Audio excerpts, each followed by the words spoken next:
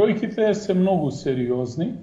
Значи, ако во минатата година зборувавме за одредени пикови, сега според овие резултати кои што ги имаме и бројките кои што се реални,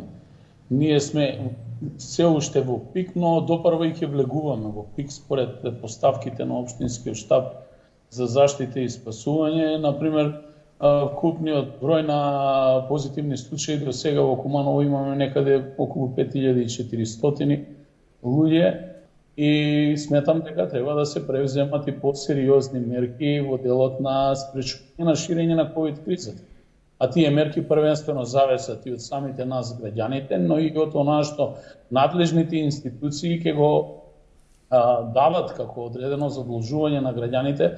по делот на однесувањето и почитувањето на мерките. Па во болниците во моментов имаме 54 хоспитализирани лица и дополнително 50 позитивни лица кои што користат услуги на дневните болници, но и за среќа Куманово влезе во таа група на градови каде што се изгради модуларна болница со помош на Министерството за здравство и општина Куманово со заеднички вложувања го изградиме тој објект и капацитетот се подигна. Во моментов имаме 21 слободен кревет